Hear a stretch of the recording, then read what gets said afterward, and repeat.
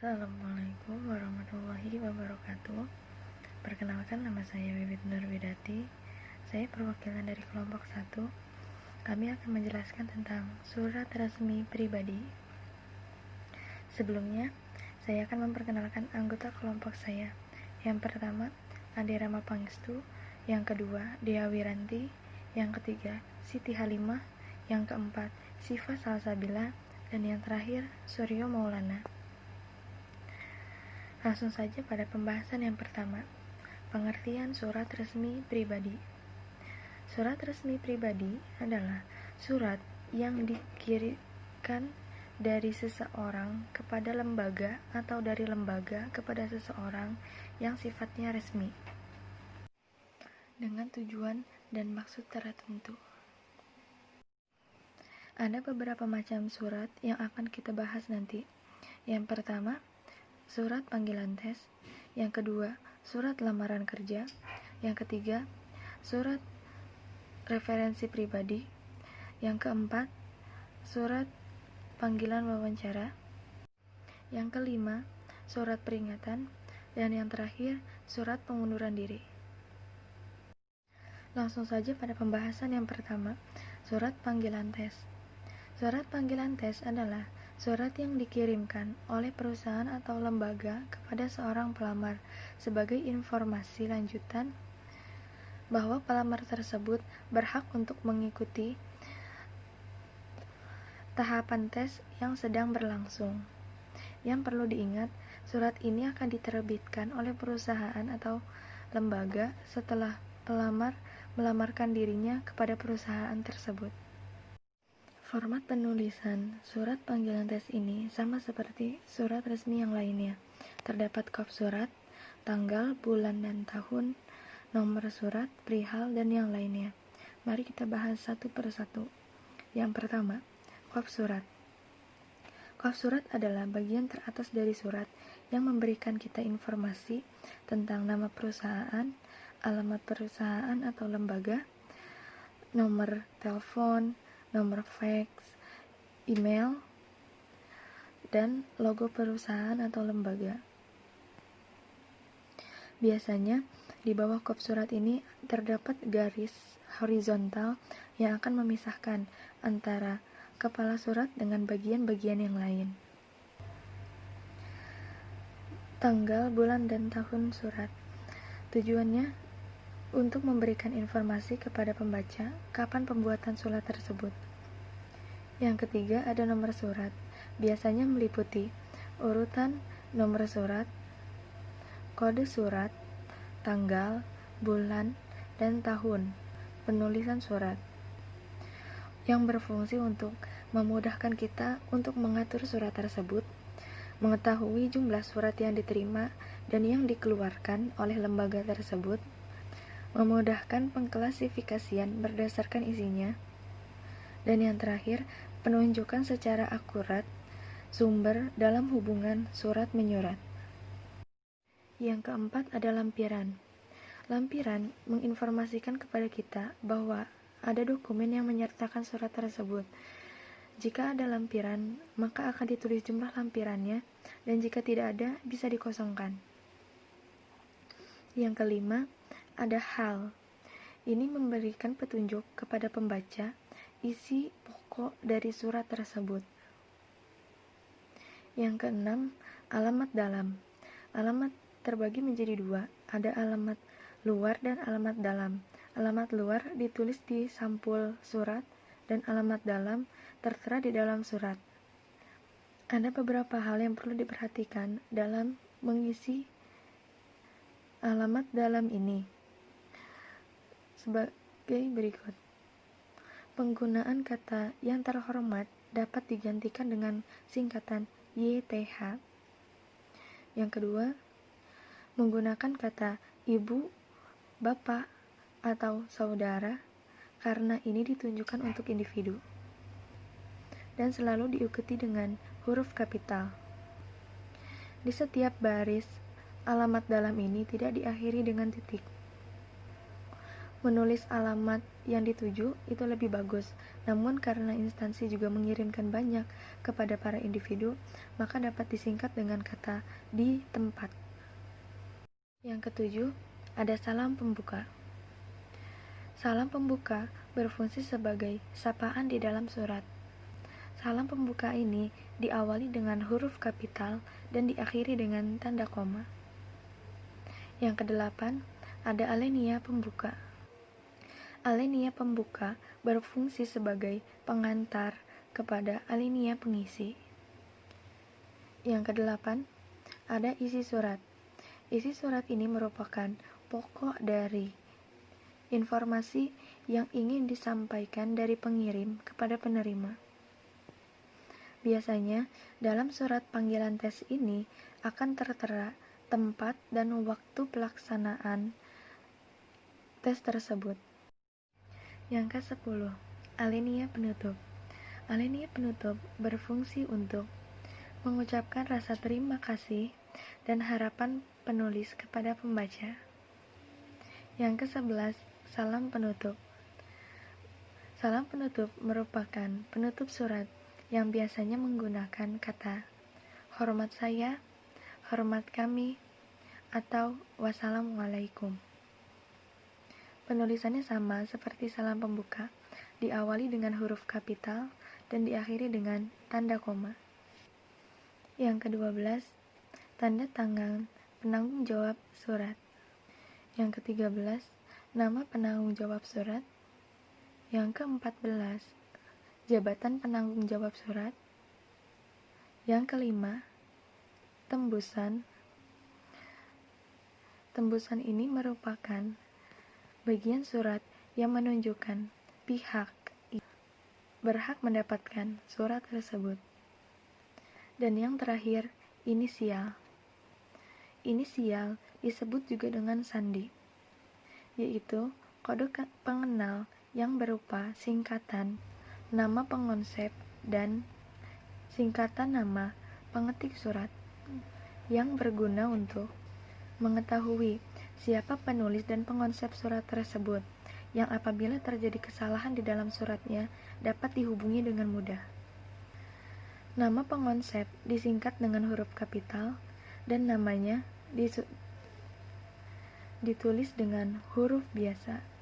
Inisial ini biasanya terletak di paling bawah di sebelah kanan. Namun, tidak semua surat menggunakan inisial ini, karena ini juga bukan ketentuan yang wajib. Namun, alangkah lebih baiknya jika menggunakan.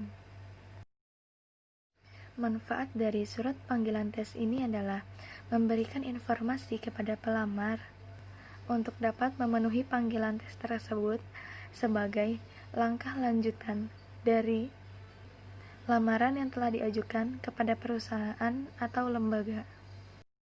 Berikut contoh dan format penulisan dari surat panggilan tes. Yang pertama, ada kop surat.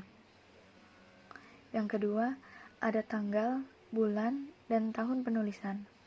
Yang ketiga, ada nomor surat, perihal, dan lampiran. Yang keempat, ada alamat dalam. Yang kelima, ada salam pembuka. Yang keenam, alenia pembuka. Yang ketujuh, isi surat. Yang kedelapan, alenia penutup. Yang kesembilan, salam penutup. Yang kesepuluh, terdapat tanda tangan, nama, dan jabatan dari penulis dan penanggung jawab surat. Yang selanjutnya adalah tembusan. Baik, cukup sekian pembahasan dari saya. Pembahasan selanjutnya akan dilanjutkan oleh teman saya. Cukup sekian. Wabillahi taufiq wal hidayah. Wassalamualaikum warahmatullahi wabarakatuh.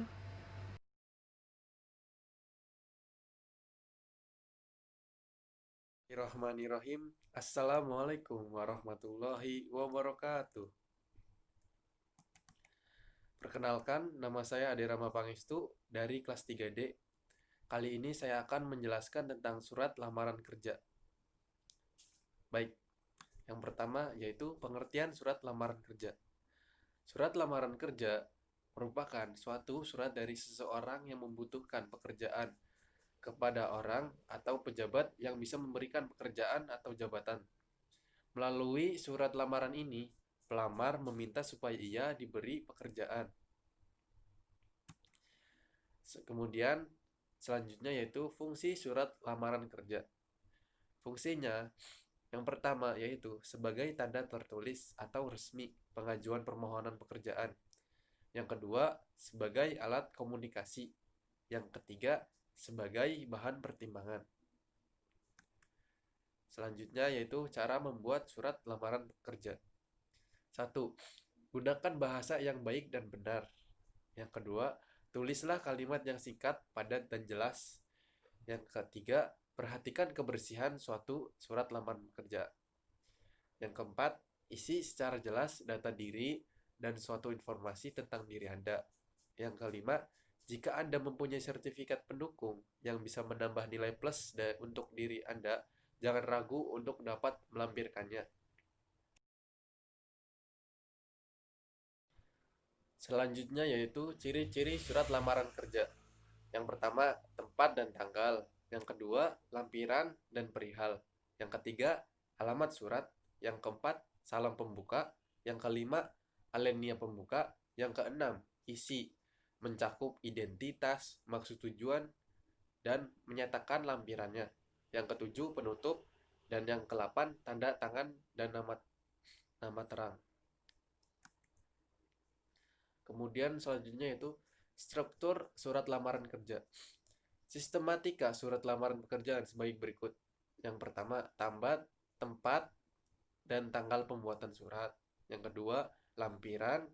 Yang ketiga, hal. Yang keempat, alamat surat. Yang kelima, salam pembuka. Yang keenam, alinea pembuka. Yang ketujuh, alinea isi. Yang kedelapan, alinea penutup. Dan yang kesembilan, salam penutup. Dan yang terakhir, yaitu tanda tangan dan nama terang. Jenis-jenis surat lamaran pekerjaan.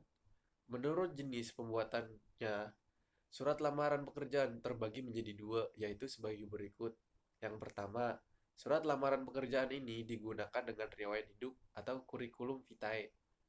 Dalam cara ini, riwayat hidup termasuk dalam isi surat karena isinya berupa gabungan.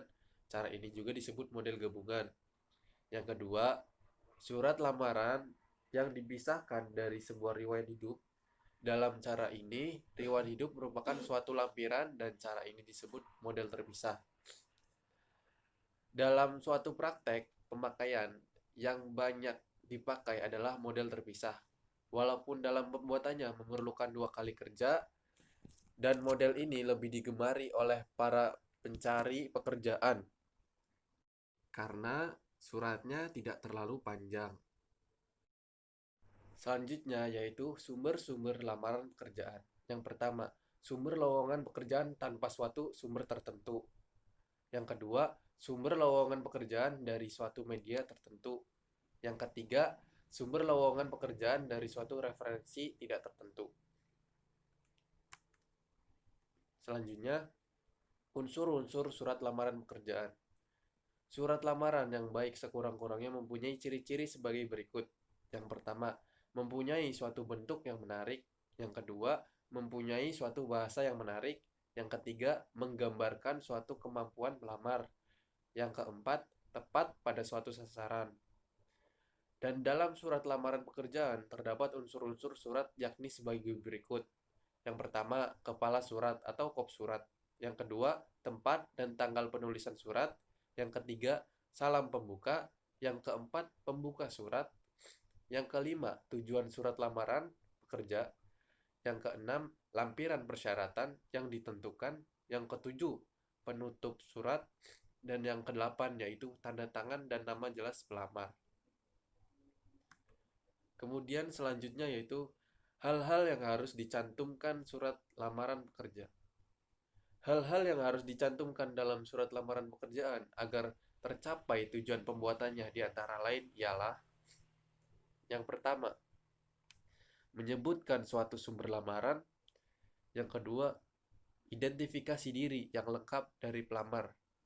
Identifikasi diri lengkap dari pelamar meliputi nama lengkap, tempat, dan tanggal lahir, alamat lengkap, nomor telepon, handphone, atau alat bantu komunikasi lainnya.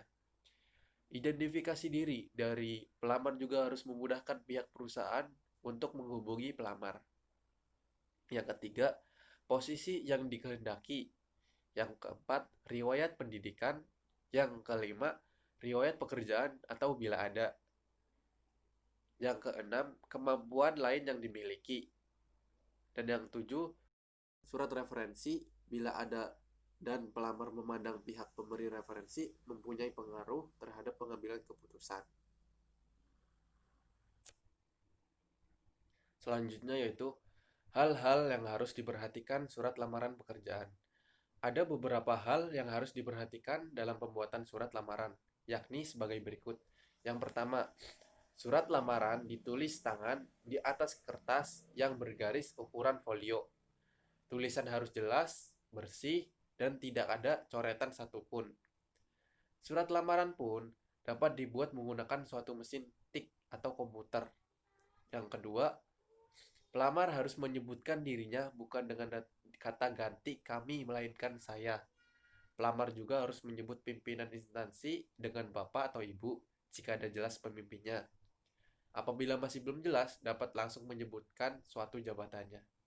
Dan dalam surat lamaran pekerjaan terdapat unsur-unsur surat yakni sebagai berikut. Yang pertama, kepala surat atau kop surat. Yang kedua, tempat dan tanggal penulisan surat. Yang ketiga, salam pembuka. Yang keempat, pembuka surat. Yang kelima, tujuan surat lamaran pekerja. Yang keenam, lampiran persyaratan yang ditentukan. Yang ketujuh, penutup surat. Dan yang kedelapan, yaitu tanda tangan dan nama jelas pelamar. Oke, sekian yang bisa saya sampaikan. Terima kasih. Apabila ada kesalahan, mohon dimaafkan. Wassalamualaikum warahmatullahi wabarakatuh.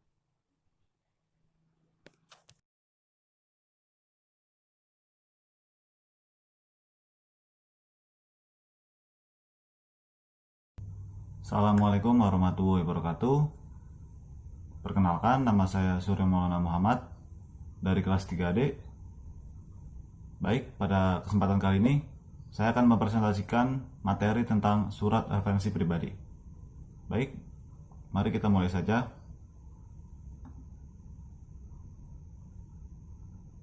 Untuk presentasi kali ini, isi materinya yaitu tentang pengertian, macam dan manfaat, bagian-bagian dan penyusunan, dan contoh surat.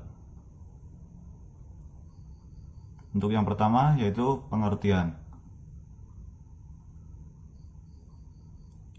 Surat referensi pribadi adalah surat yang dibuat oleh seorang atas nama pribadi atau dinas yang berisi keterangan tentang keadaan baik buruknya pribadi seorang karena diminta oleh pihak lain. Surat referensi ini lebih dominan fungsinya bagi si peminta. Surat referensi hampir sama dengan surat keterangan atau surat rekomendasi. Dalam pemberian referensi ini, pihak ketiga tidak turut bertanggung jawab jika di belakang hari timbul persoalan antara pihak kedua dan pihak kesatu. Ada beberapa hal yang perlu diperhatikan dalam penyusunan surat referensi yang membedakannya dengan jenis lainnya. Yang pertama yaitu objek yang diterangkan dalam surat referensi adalah pihak ketiga atau bukan yang meminta, yang merupakan pihak yang pernah menjadi anggota sebuah komunitas. Mungkin komunitas sekolah, badan usaha, lembaga, atau instansi yang dimintai surat referensi. Yang kedua yaitu sifat keterangan dalam surat referensi adalah rahasia, karena surat tersebut diminta oleh pihak lain dan diberikan kepada yang meminta tanpa sepengetahuan pihak yang diterangkan. Karena sifatnya rahasia, maka penulis harus menuliskan segala keadaannya secara sejujur-jujurnya. Yang ketiga yaitu isi keterangan tentang pribadi seorang dalam referensi bukan hanya hal-hal yang baik saja. Hal yang kurang baik mengenai kelakuan, kecakapan, prestasi, atau lainnya perlu diterangkan. Pembuat referensi bertanggung jawab moral kepada Tuhan akan kebenaran keterangannya. Dan yang terakhir yaitu pemberi keterangan tidak ikut bertanggung jawab jika di kemudian hari pihak yang diterangkan dalam referensi berkepribadian yang menyimpang dari penjelasan dalam referensi.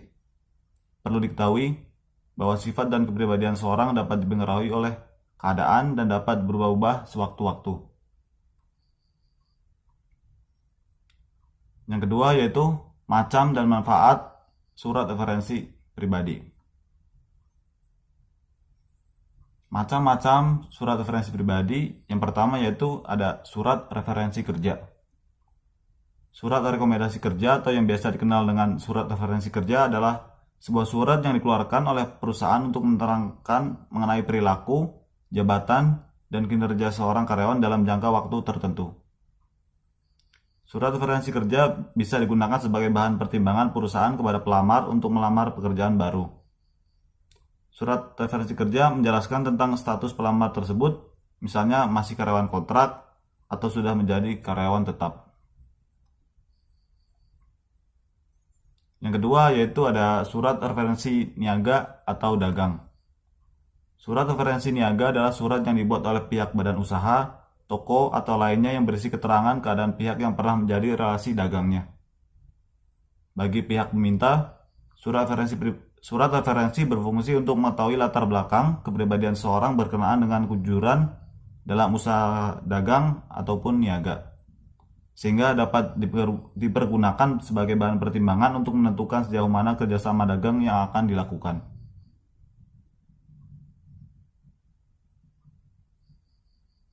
Yang ketiga yaitu ada surat referensi bank. Surat referensi yang dibuat oleh pihak bank yang berisi keterangan tentang kepribadian pihak yang pernah menjadi nasabahnya, baik kejujurannya, kedisiplinannya, tanggung jawabnya, keadaan rekeningnya, dan lain yang diperlukan. Bagi pihak peminta, surat referensi berfungsi untuk mengetahui latar belakang kepribadian seorang dan kemampuannya berkaitan dengan bidang usaha atau niaga, sehingga dapat dipergunakan sebagai bahan pertimbangan untuk menentukan kebijakan dalam menjalin kerjasama, pemberian pinjaman, kredit barang, dan sebagainya.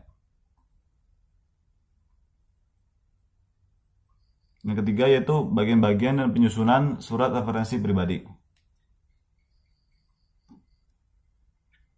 Yang pertama yaitu kepala surat referensi terdiri atas kop surat pada umumnya. Biasanya dibuat lengkap beserta alamatnya. Kata-kata penunjuk berupa kata surat referensi yang biasanya ditulis simetris dengan huruf kapital semua. Yang ketiga, nomor surat biasanya ditulis di bawah kata surat referensi. Dan yang terakhir, alamat tujuan ditulis di bawah nomor surat sebelah kanan atau sebelah kiri.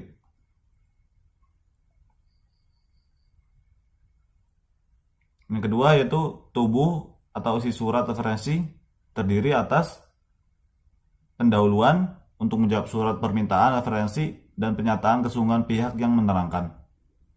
Yang kedua yaitu identitas pihak yang diterangkan dan penjelasan mengenai kepribadian kelakuan atau karakternya dan hal-hal lain yang dianggap perlu. Dan yang terakhir, klausul penutup berupa harapan dapat dimanfaatkannya surat tersebut.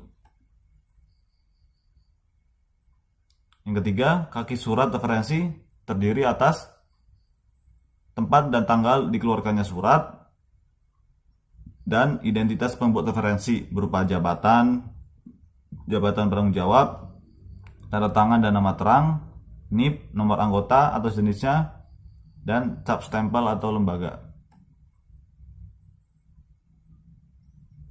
Dan yang terakhir yaitu contoh surat referensi. Nah, inilah contoh surat referensi kerja. Ya, tertulis jelas surat referensi kerja yang bertentangan di bawah ini. Joko Purnama, Direktur PT Citra Abadi, menerangkan dengan sesungguhnya bahwa yang bersangkutan di bawah ini atas nama Farid Syihabuddin benar telah bekerja pada perusahaan kami pimpin terhitung sejak 3 Februari 2008 sampai dengan 30 Desember 2013 dengan jabatan terakhir Manager Resource and Development. Selama menjadi karyawan kami, Saudara Farid Syihabuddin telah menunjukkan dedikasi dan loyalitas yang tinggi terhadap perusahaan dan tidak pernah melakukan hal merugikan perusahaan. Dalam hal ini, yang bersangkutan mengundurkan diri atas kemauannya sendiri. Baik, selanjutnya yaitu ada surat referensi dagang. Di sini jelas yang pertama ada kop surat, tertera juga referensi dagang, nomor. Di sini tertulis CV Karina Jaya adalah rekan dagang kami yang handal. Sejak tahun 1985, kami menjalin kerjasama dalam bidang pengangkutan barang.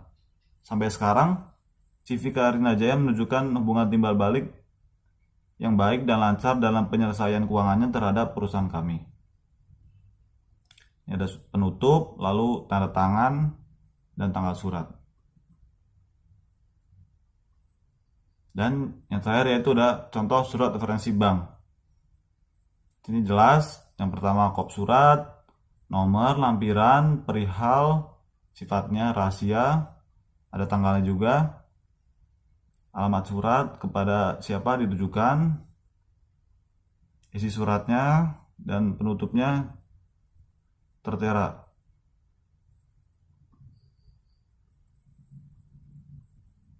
Baik, mungkin cukup sekian yang dapat saya sampaikan. Kurang lebihnya mohon dimaafkan. Assalamualaikum warahmatullahi wabarakatuh.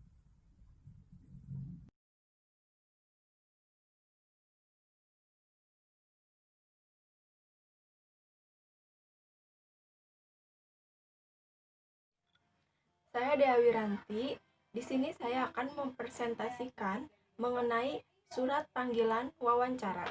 Di sini saya akan menjelaskan tentang pengertian surat panggilan wawancara, ada kegunaan dan manfaat surat panggilan wawancara, ada tujuan, ada format dan bagian surat, dan yang terakhir ada contoh surat.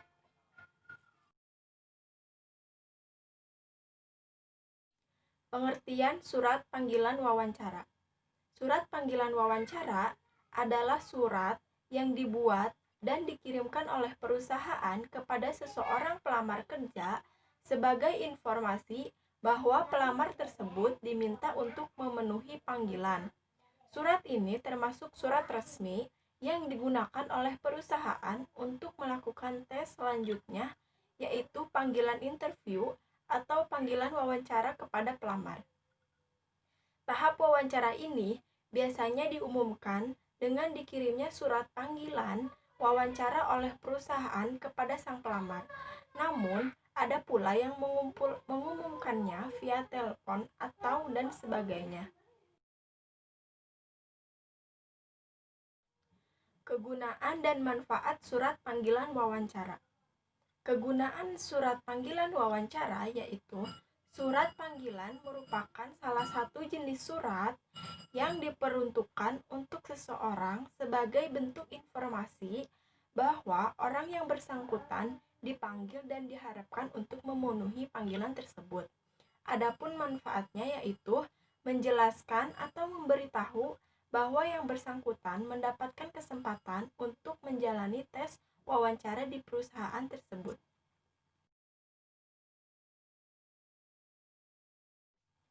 Tujuan surat panggilan wawancara. Yang pertama, mendapatkan informasi tambahan dari calon yang akan diwawancarai. Kemudian, dapat mengetahui lebih dalam mengenai kepribadian yang akan diwawancarai, seperti sikap, perilakunya seperti apa. Lalu, salah satu cara untuk mengetahui kemampuan apa yang dimiliki calon yang akan diwawancarai. Lalu ada format surat panggilan wawancara.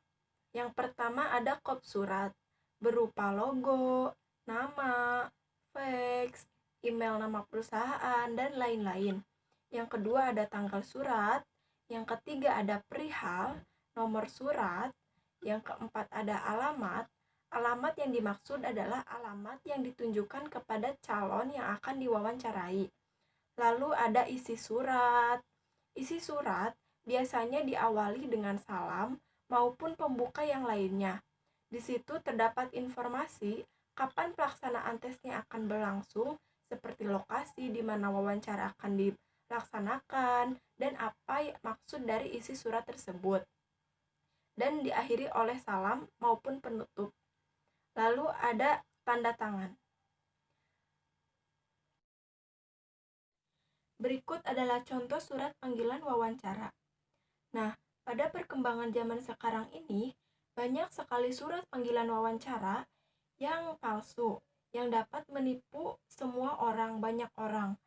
Nah, kita harus dapat memilih mana surat panggilan wawancara yang palsu dan mana surat panggilan wawancara yang asli. Sekian presentasi dari saya. Terima kasih.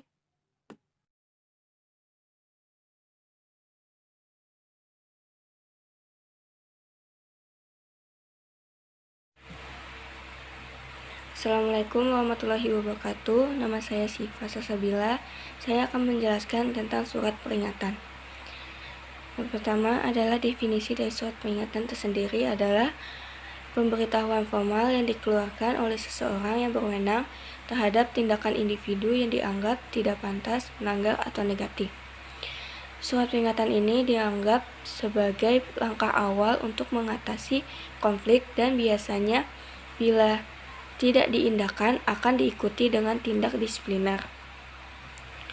Kemudian ada contoh jenis pelanggaran karyawan yang biasanya seperti sering absen tanpa pemberitahuan, sering terlambat bekerja, membocorkan rahasia perusahaan, ataupun tidak memenuhi tanggung jawab pekerjaan. Kemudian surat peringatan karyawan tidak selalu berakhir pada pemecatan.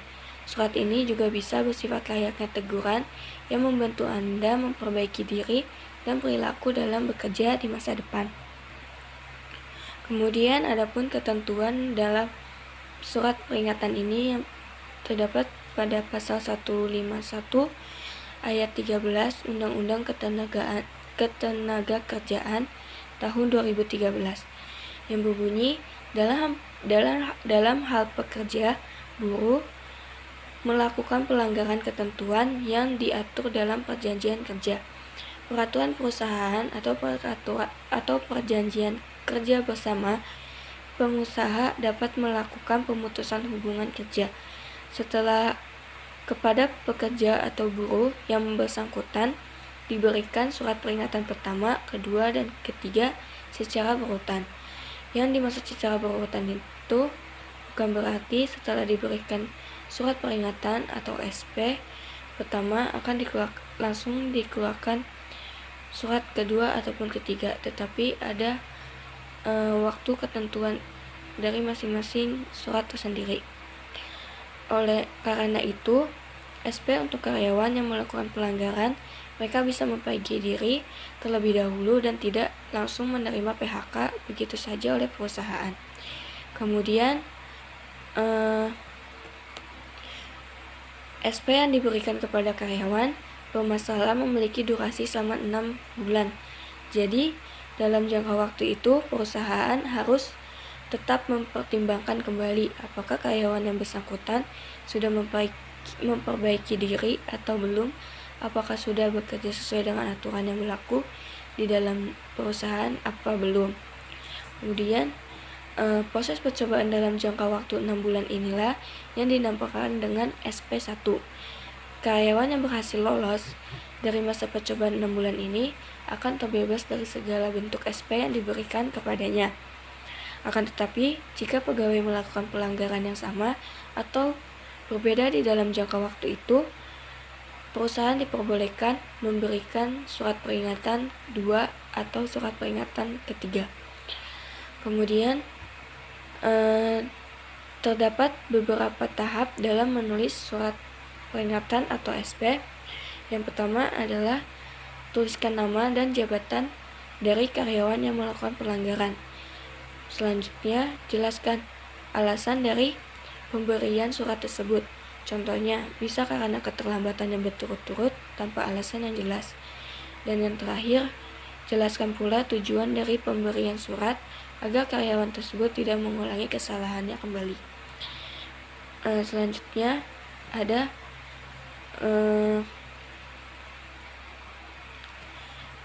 kapan sih surat tersebut dikeluarkan dan mengapa demikian. Surat itu dikeluarkan karena karyawan atau pelaku tersebut melakukan tindakan kesalahan. yang berupa pertama itu ketidakhadiran, tidak datang, absen, bekerja secara konsisten tanpa pemberitahuan. Yang kedua adalah keterlambatan, jadi ia sering terlambat bekerja. Kemudian tidak perform atau kurangnya produktivitas atau tidak memenuhi tanggung jawab atas pekerjaan. Selanjutnya ada melanggar kebijakan, yaitu mengabaikan peraturan perusahaan atau melanggar kerahasiaan. Kemudian yang terakhir ada pencurian, yaitu dapat berupa mencuri barang dari tempat kerja ataupun dari orang lain. Dan ini merujuk pada kinerja yang buruk, perilaku yang tidak pantas di tempat kerja, kesalahan dalam pengelolaan sumber daya perusahaan, atau karena mengabaikan kebijakan perusahaan. Dan selanjutnya, siapa sih yang menandatangani surat tersebut? Nah, yang mendatangi surat tersebut ini harus ditandatangani oleh karyawan yang bersangkutan bersama dengan manajer, HRD, atau supervisor.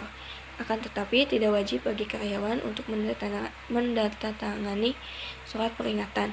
Namun jika karyawan ikut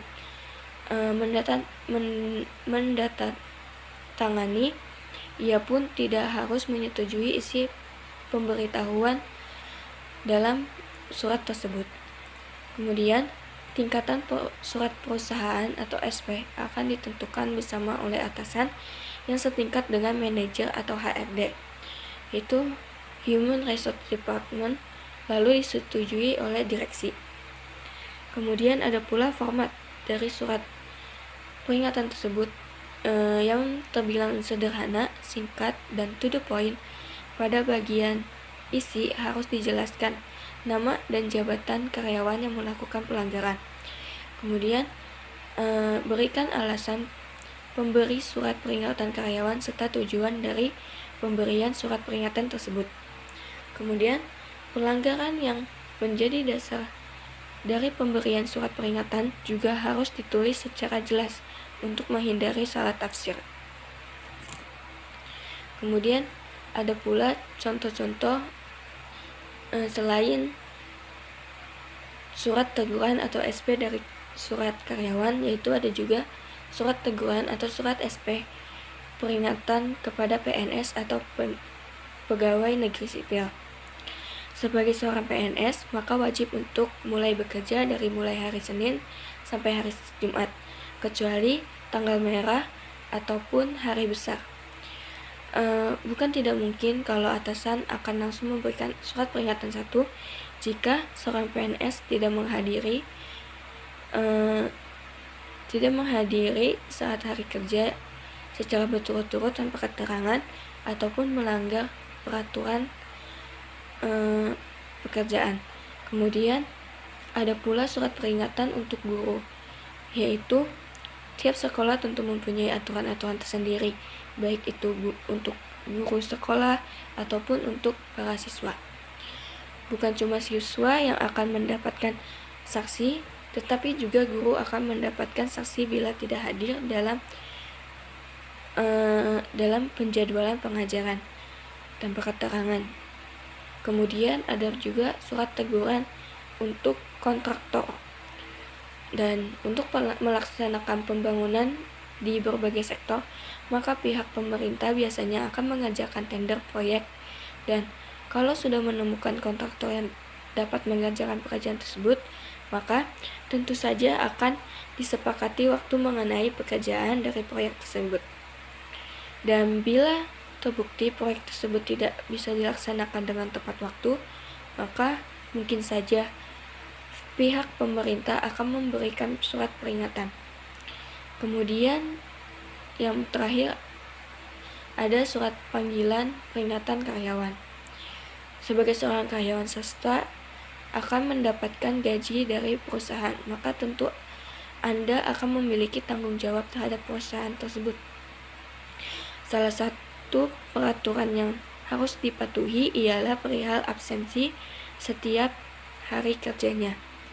Dan bila Anda tidak masuk kerja secara berturut-turut, dan selama beberapa hari tidak ada keterangan, maka atasan Anda akan memberikan Anda surat peringatan pertama atau SP1. Kemudian ada bentuk-bentuk atau gambaran surat peringatan ini. Yang pertama adalah surat peringatan 1. Sama seperti surat yang lainnya, terdapat kop, kemudian alamat, salam pembuka, isi, salam penutup, kemudian tanda tangan. Yang berbeda hanyalah isi dan tujuan surat tersebut. Surat peringatan pertama ini merupakan peringatan awal bagi karyawan atau siapapun pekerja di perusahaan yang melakukan bentuk pelanggaran yang berupa interdisipliner, pelanggaran aturan perusahaan, atau aturan kode etik lainnya. Sebelum memberikan surat peringatan atau SP1, biasanya diberikan peringatan secara lisan kepada pihak yang bersangkutan. Jika ia melanggar atau menghiraukan peringatan tersebut, maka yang berwenang biasanya manajer personalia maupun pimpinan perusahaan langsung dapat memberikan SP1. Formatnya itu untuk peringatan 1 ini biasanya masih berkesan ringan dan bersifat himbauan. Kalimatnya biasanya memberikan himbauan kesalahan apa saja yang telah dilakukan dan pemberitahuan akan mendapatkan tindak lanjut jika ia tidak menghiraukan peringatan tersebut. Dan selanjutnya adalah peringatan gambaran peringatan kedua. Masih sama seperti peringatan yang pertama, yang berbeda hanyalah isinya. Peringatan kedua ini merupakan lanjutan dari peringatan yang pertama, yaitu sanksi yang lebih besar sesuai dengan kebijakan perusahaan. Selain itu, jika karyawan melakukan kesalahan yang sama, Anda dapat memanggilnya dan membuatnya semacam konsultasi, yaitu dengan mengetahui alasan apa di balik kesalahan yang ia perbuat. Dan di waktu yang sama, Anda juga bisa memberikan peringatan kepada karyawan, dan jika kesalahan yang mereka perbuat masuk ke dalam kesalahan yang sangat fatal dan tidak dapat ditoleransi, Anda dapat memberikan SP2 sekaligus sanksi atas kesalahan yang sama yang berulang kali. Kemudian selanjutnya adalah gambaran dari surat peringatan 3 atau SP3 atau surat teguran. Biasanya surat peringatan kedua dan ketiga ini biasanya telah memuat saksi yang sangat berat yang akan diterima oleh pelaku. Jika bisa melewati dengan baik, akan dibebaskan dengan saksi.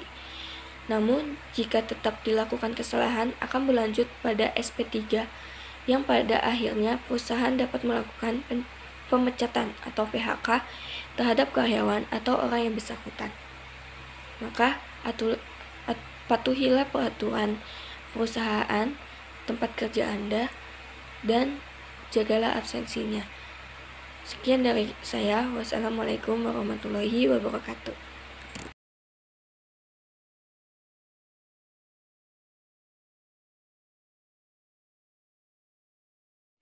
Assalamualaikum warahmatullahi wabarakatuh. Perkenalkan, nama saya Siti Halimah. Saya dari kelompok 1 akan menjelaskan salah satu jenis dari surat resmi pribadi, yaitu surat pengunduran diri. Baik, yang pertama ada pengertian dari surat pengunduran diri. Surat pengunduran diri atau surat resign merupakan surat yang isinya tentang penjelasan formal jika seorang karyawan akan mengundurkan diri dari sebuah perusahaan atau instansi. Jadi, pada saat karyawan melakukan pengunduran diri atau resign dari kedudukannya di sebuah perusahaan, maka karyawan tersebut berhak menulis surat pengunduran diri atau surat resign. Ada juga alasan mengapa seorang karyawan mengundurkan diri dari perusahaan. Misalnya, masalah gaji yang kecil. Ia merasa tidak cocok dengan pekerjaannya, merasa bosan dengan pekerjaan yang sekarang, ingin bekerja di tempat yang lain, dan ingin melanjutkan pendidikannya, dan masih banyak lagi alasan-alasan lainnya. Yang kedua, Ada manfaat dan tujuan dari surat pengunduran diri. 1. Untuk memastikan kejelasan status karyawan dalam sebuah perusahaan atau instansi. Kedua, memberikan waktu kepada perusahaan untuk mencari karyawan baru sebagai pengganti karyawan lama yang sudah mengundurkan diri atau resign. Yang ketiga, menutup proses karyawan dalam bekerja di sebuah perusahaan yang bersangkutan. 4. Sebagai syarat resmi pengunduran diri dari sebuah perusahaan atau instansi. Yang kelima, memperlihatkan kepada perusahaan bahwa karyawan tersebut memiliki sopan santun, profesional, dan memiliki etika yang baik. Dan yang terakhir, 6. Memperlihatkan kepada perusahaan bahwa karyawan tersebut loyal dan mempunyai reputasi yang positif dan keluar dengan cara yang elegan. Lanjut, yang ketiga, cara membuat surat pengunduran diri. Membuat surat pengunduran diri haruslah dibuat dengan sesopan mungkin. Nah, cara yang pertama, alasan mengundurkan diri. Jika Anda ingin mengundurkan diri dari sebuah perusahaan, maka Anda harus memiliki alasan. Yang kedua, penulisan surat pengunduran diri. Nah, karena surat ini termasuk surat resmi, maka penulisannya harus sesuai dengan kaidah yang telah ditentukan. Dan yang ketiga, pengajuan surat selambat-lambatnya 30 hari sebelumnya. Dan yang terakhir, memberikan kesan yang baik. Jika Anda ingin mengundurkan diri dari perusahaan, lebih baik Anda menemui langsung atasan Anda dan mengungkapkan latar belakang mengapa Anda mengundurkan diri dari perusahaannya. Selanjutnya, ada format penulisan surat pengunduran diri. Yang pertama, ada nama kota dan tanggalnya.